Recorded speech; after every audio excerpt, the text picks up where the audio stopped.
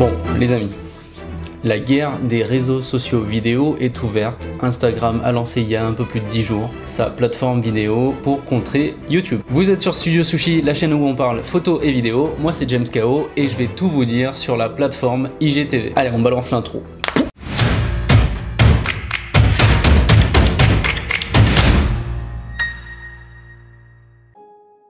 Bon, très rapidement, rappel des forces en présence, on a Instagram avec 1 milliard d'utilisateurs, on a YouTube avec plus de 2 milliards d'utilisateurs, Instagram c'est Facebook, non Instagram c'est pas Facebook, mais Facebook a racheté Instagram, donc Instagram c'est Facebook. Et donc Instagram, moi je dis Instagram, oh fait chier merde. Donc Instagram avec IGTV, Instagram TV, a décidé de venir affronter YouTube sur son propre terrain, la vidéo en ligne. Mais du coup, quelles sont les conséquences de ce lancement de plateforme vidéo sociale, enfin affiliée à un réseau social, pour vous les créatrices et les créateurs de vidéos sur internet? Qu'est-ce que ça va changer pour vous? Est-ce qu'il faut foncer sur IGTV? Est-ce qu'il faut l'ignorer? Est-ce qu'il faut garder les deux? Est-ce qu'il faut être sur toutes les plateformes, hein, YouTube, IGTV, Vimeo, Dailymotion? Si vous vous intéressez un peu à la vidéo ou au montage vidéo, vous savez que nous, les créateurs de vidéos, on déteste filmer à la verticale. On déteste les smartphones parce que les vidéos qui sortent des smartphones sont en général à la verticale. Il manque les côtés là, il y a des barres noires. Voilà, quand on filme avec une caméra, on filme à l'horizontale pour avoir un ratio 16/9. On filme pas comme ça. Vous voyez beaucoup de gens qui filment comme ça avec un appareil photo? Non. Donc du coup, en filmant à la verticale, pour poster la vidéo sur internet, bon bah soit on laisse des bandes noires sur les côtés et c'est dégueulasse, soit on met la même vidéo et on floute, ça fait un effet, bon bah voilà, ça occupe l'espace mais bon, ça remplit pas l'image. Hein. Soit alors on met un split screen avec des informations d'un côté ou de l'autre, mais voilà, le cadre est pas rempli avec le contenu essentiel qu'on veut montrer. On a une vidéo à la verticale dans un contenant à l'horizontale. Deux nouveaux formats sont apparus dans les réseaux sociaux avec différentes plateformes. Je sais pas si ça a commencé avec Vine, mais dans mes souvenirs là, comme ça, à froid, Vine avait un format carré. Donc ils ont introduit une sorte de format vidéo carré qui est devenu vraiment quelque chose de connu sur leur plateforme. Et il y a des vidéastes qui se sont spécialisés sur Vine, donc voilà, ils se sont habitués à filmer en format carré, enfin à cropper leurs vidéos en format carré. Donc ils ont centré le contenu dans l'image au milieu pour pouvoir faire un montage au format carré. Et ensuite on a le format à la verticale, mais qui a été largement adopté par Snapchat. Je sais pas combien d'utilisateurs il y a sur Snapchat, aujourd'hui il y en a beaucoup moins, mais avant il y en avait beaucoup. Filmer à la verticale, c'était beaucoup de selfies vidéo. Et pourquoi on filme à la verticale avec un smartphone? Quand on ouvre son application de caméra, bah, elle est à la verticale. On va filmer naturellement en tenant son téléphone comme ça. Bien, je filme, voilà, je filme à la verticale. Voilà, on va peut-être filmer comme ça, peut-être, mais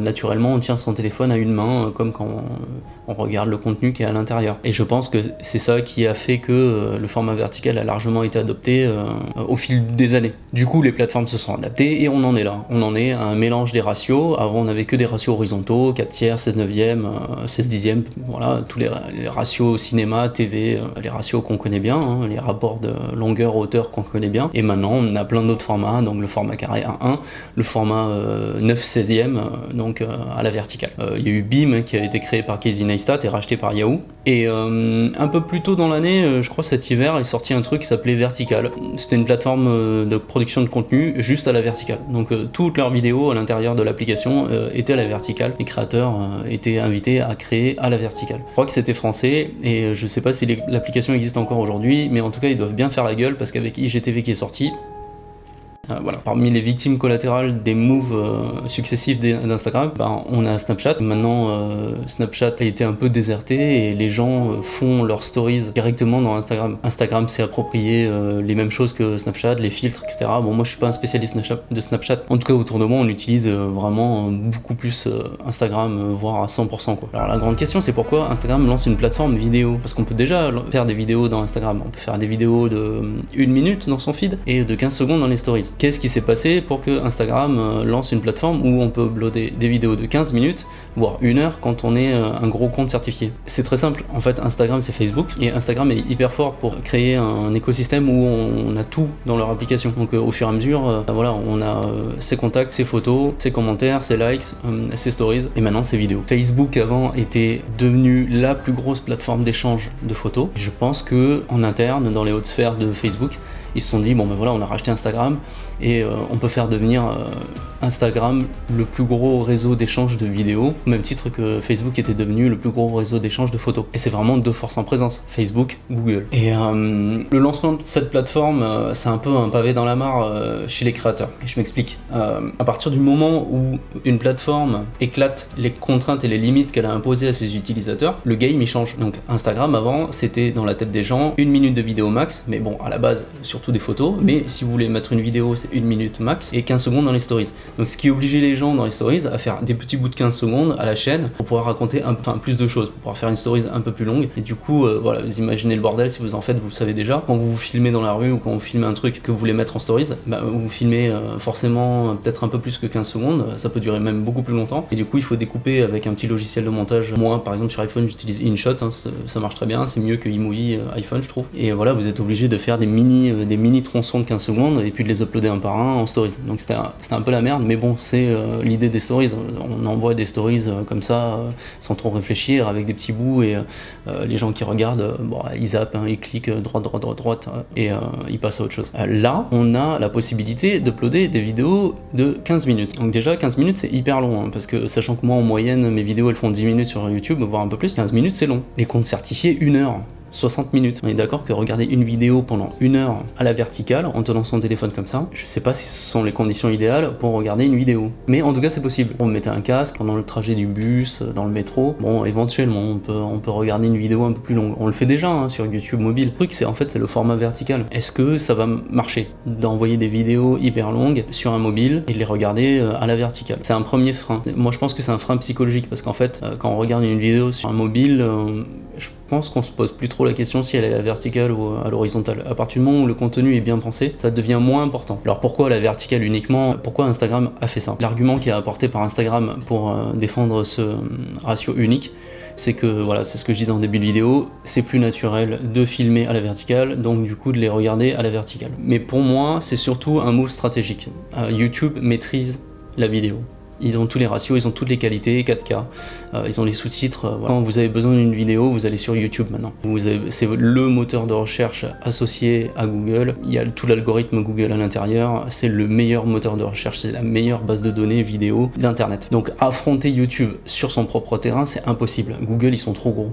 Ils ont trop d'avance, ils ont trop d'intelligence dans ce site. Quand je dis que c'est un move stratégique, je pense que c'est un move stratégique hyper malin. Quand vous créez un nouveau marché où il n'y a rien d'existant, si vous vous l'appropriez, vous avez le monopole pendant un petit moment, jusqu'à ce que quelqu'un fasse pareil. Mais on n'a jamais entendu dire que YouTube allait devenir aussi la plateforme des vidéos à la verticale. Pour l'instant, leur ratio, c'est horizontal. Donc Instagram, là, ils ont été très malins, parce qu'ils ont créé leur plateforme vidéo. Donc dans les gros acteurs de la vidéo sur Internet, il y a un terrain vierge. Instagram a dit go, on fonce dedans, on va bâtir notre empire. Et puis comme on a déjà un énorme écosystème et que notre plateforme, c'est la plus populaire du moment, boum.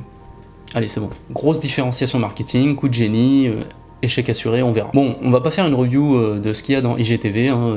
Moi je vous invite juste à lancer l'application, je crois qu'il faut la mettre à jour. Vous cliquez sur la petite icône qui est en haut à droite et vous allez directement être dans IGTV. Si vous voulez uploader des vidéos, il suffit de créer un compte IGTV et vous pourrez uploader des vidéos, donc si vous n'êtes pas un compte certifié de 15 minutes, et si vous êtes un compte certifié, vous avez beaucoup de chance. Vous pourrez uploader des vidéos de 1 heure. C'est hyper basique, hein. Swipe droite, vous voyez la vidéo suivante, swipe gauche, vous revenez à la vidéo précédente.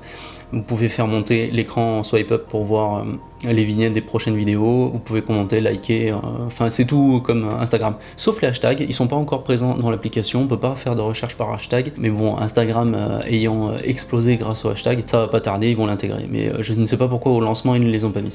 Et voilà, on en vient au conseil pour les créateurs. Tous ceux qui se posent la question, faut-il s'investir sur IGTV, faut-il être que sur YouTube, faut-il être sur les deux plateformes, je vous dis tout ça en une dizaine de points. Premièrement, Instagram c'est le réseau social le plus populaire du moment. Cherchez pas à comprendre, Facebook ça a été abandonné, on y reste parce qu'il y a nos connaissances ou amis, nos réseaux, on fait des events, on saute les anniversaires, on regarde un peu les feeds, on peut discuter, c'est effectivement la meilleure messagerie avec Messenger, mais voilà, le réseau il est largement boudé, en plus le reach des pages Facebook est vraiment écroulé. Maintenant on voit beaucoup plus de gens qui scrollent leur feed Instagram que Facebook, en tout cas dans les transports en commun et tout ça. Donc Instagram étant le réseau social le plus populaire, IGTV peut devenir le réseau social vidéo le plus populaire. Secondo, IGTV étant nouveau, et IGTV étant un nouveau format vidéo, ça veut aussi dire qu'il va y avoir énormément de nouveautés, ou pas. Mais moi je pense qu'il va y avoir de la nouveauté parce que les gens qui veulent se démarquer vont investir à fond sur IGTV. Troisièmement, si vous postez du contenu sur IGTV, conseil